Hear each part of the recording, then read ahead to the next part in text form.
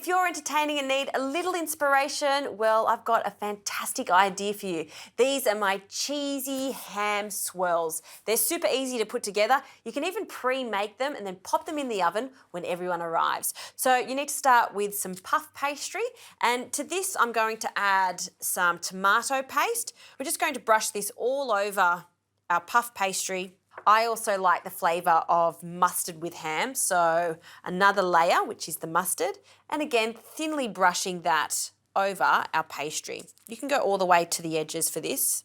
Next, some cheese. So I've got some cheddar cheese, just freshly grated, and I'll sprinkle that all over. Make sure that it's not too thick because we do need to twist and fold over. And now for the ham, I'm using some double smoked leg ham. I like to use this one in particular because it's so thin, which makes it really easy to roll up. So a few slices of our leg ham, and then we'll just place the ham on one side. I'll then grab a knife and cut this in half, and I'll add some ham to the other side. Now I'll fold this pastry over the ham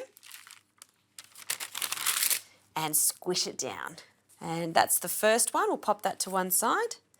The next one, fold over and then squish it together. And if you want it a little flatter, which I do, I'm just going to roll it with a rolling pin.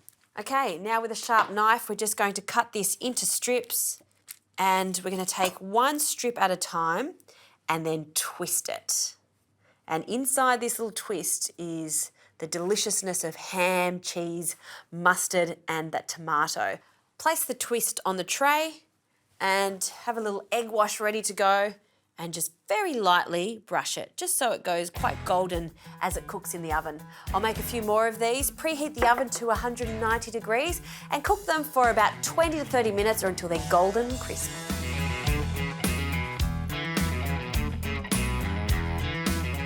Well, how good do these ham and cheese twists look?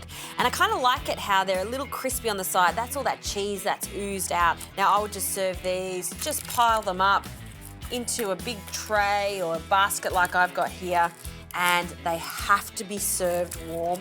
They're best when they're warm in my eyes. Have a look at that. The best finger food. That's a party in a basket. Have a little taste. So good.